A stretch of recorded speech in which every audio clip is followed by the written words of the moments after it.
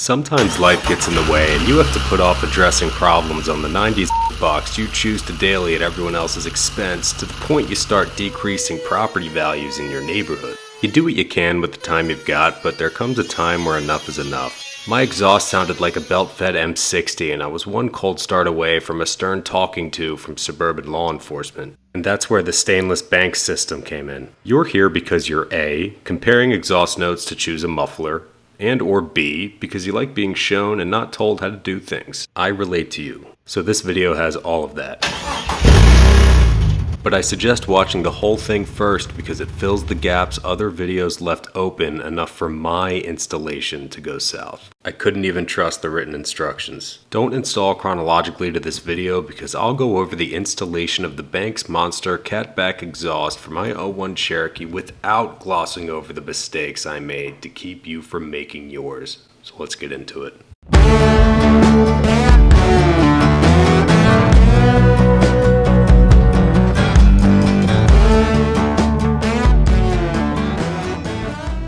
In what had to be the hottest and boggiest weekend in suburban Philadelphia in history, it was time to hang out near some hot pipes. The Banks Monster Kit is a handsome one, in that it's stainless steel, comes with everything you need if you do it right, and it'll do better over salty winters than this aluminized steel turd. My muffler was welded to the cat, so there was no removing it without slicing it off, so I started disassembling and saying goodbye to a freak show I've been willfully ignoring. Started sizing things up, and based on other videos and the written instructions that came in the kit, a cut about here felt right.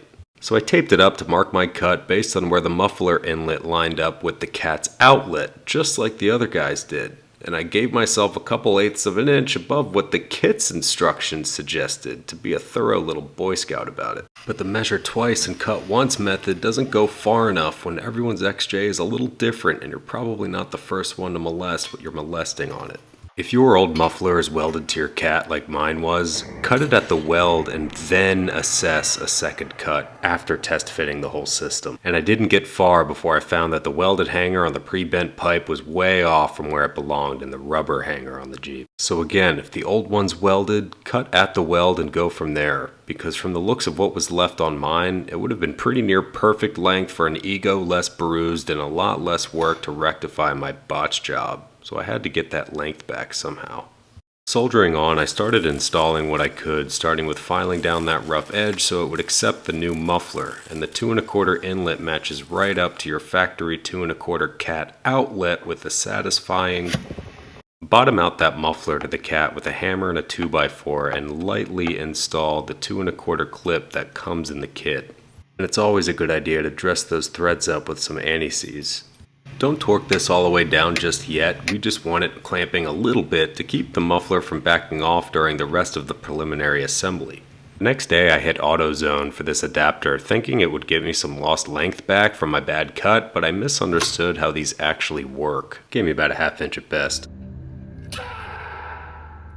The next best thing was this length of stainless pipe, so it was time to figure out how much of it I was going to waste. We were about 2½ inches short of the appropriate hanger position, so I measured and marked this pipe to give me as close to that as possible, subtracting the length of the flared ends and adding about a ½ inch of wiggle room.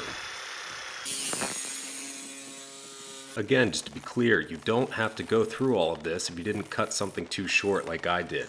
Things get pretty linear after this point, and if anything, these are just some basic skills for when adjustments are needed to any exhaust system. This type of band clamp is used to clamp an existing slip joint, and it's the last extra piece I had to add to the kit to fix my mistake. So I start to reassemble the system since I now have everything I need.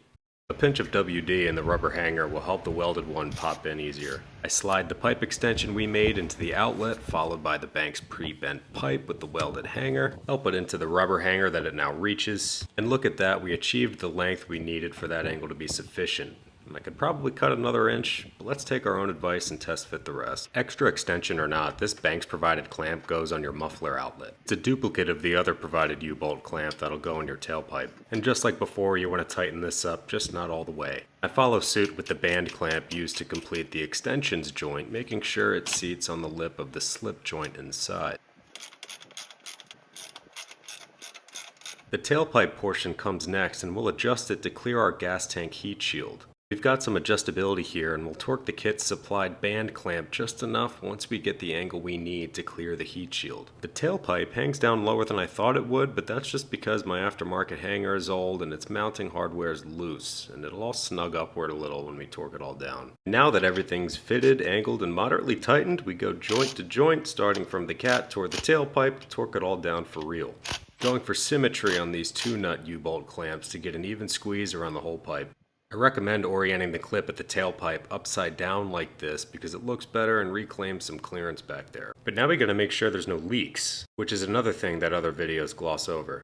You should do this before the pipes get too hot, but just test the areas with your hand, feeling for air escaping at every joint you clamped. And you want to feel all around the circumference. A small piece of paper will help you see any leaks and determine which joints need their clamps adjusted for a nice airtight installation. If needed, this stuff can finish the job too, and I'll link it below.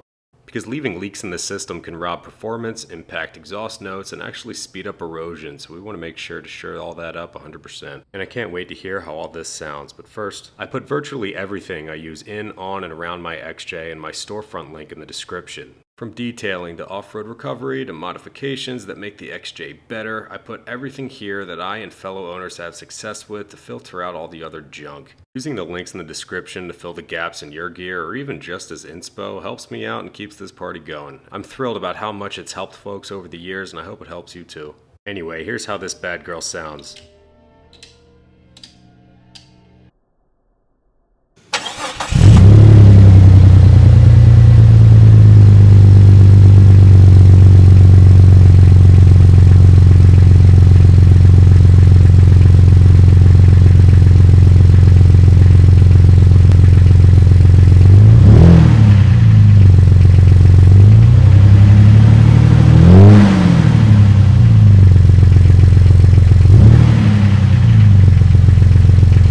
The note is a little deeper and only slightly louder than stock, which is exactly what I was going for. Not to bring up my nickname in college, but deep, loud, and throaty is for V8s, and if you want that sound out of a 4.0, you might have chosen the wrong vehicle. The performance gains from this kit really just depend on what your butt dyno tells you, so I won't get into that. Anyway, I hope this video helped fill some gaps for everyone and that my mistakes have been educational. And quick reminder, you're a poser if you use this sticker before you're done.